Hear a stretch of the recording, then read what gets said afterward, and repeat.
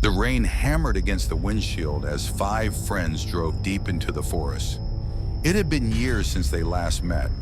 College days were long gone, but the bond still felt alive.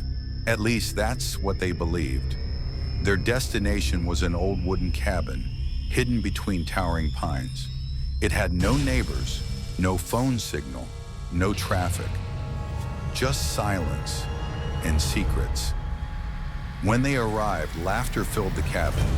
Dusty furniture and creaking floors couldn't stop the joy of their reunion.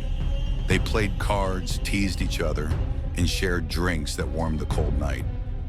But amidst the laughter sat Ryan. His smile was present, but his eyes, hollow, distant, as though he wasn't really there. Nobody noticed the shadow behind that smile. Nobody cared to ask. As midnight approached, the weather grew worse. Thunder rolled across the sky, shaking the fragile cabin. The lights flickered, then died, leaving only the crackling fireplace. Their laughter turned uneasy. Just then, a loud knock echoed at the door. Everyone froze. The storm raged outside, but still, someone or something was knocking. With hesitant steps, Mark opened the door. Nothing. No one. Only rain pouring into the darkness. But then they saw it. A bloody handprint smeared across the wooden door. Fear crept into the group. Jokes ended. Smiles vanished. "It's probably a prank," someone muttered, trying to laugh it off. But Ryan only leaned against the wall, eyes locked on the bloody print, and whispered, "Don't worry, it's just the beginning." The unease turned into panic when they tried to leave. The car refused to start, no matter how many times they turned the key. Their phones had lost signal, trapped with no way out. That's when it happened. A scream tore through the storm, high-pitched, sharp, and terrifying. They rushed upstairs, their hearts racing, and found the attic door open.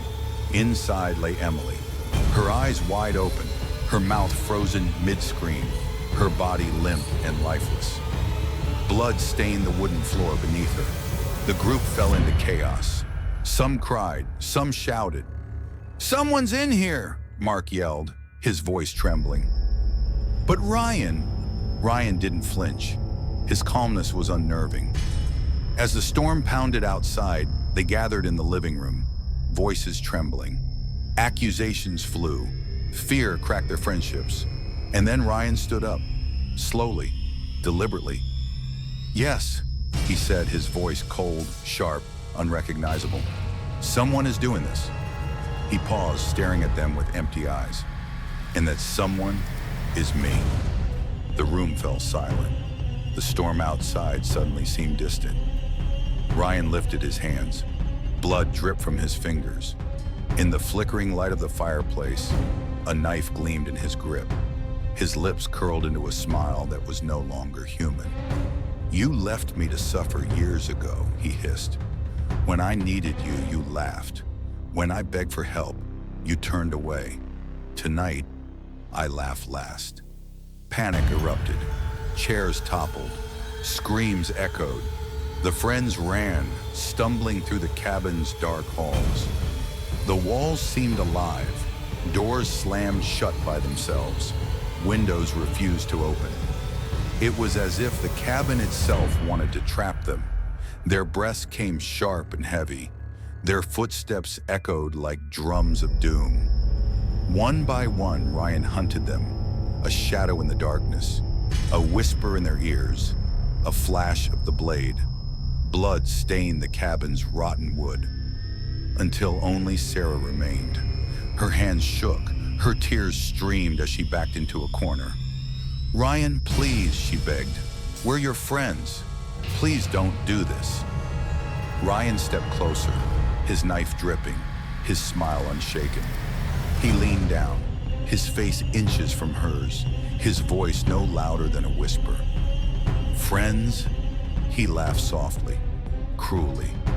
"Friends are the easiest to kill because they never see it coming." Her scream was the last sound that echoed through the storm that night. By morning, the cabin was silent once more.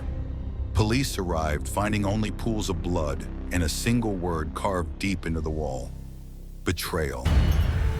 The bodies were never found, and Ryan, he was gone, vanished into the forest like a shadow at dawn. Some say he still wanders between the trees, searching for his next friends. And if you ever find yourself laughing too loudly in the middle of the night, alone with those you trust most, remember this story, because sometimes the person you trust the most is already planning your death.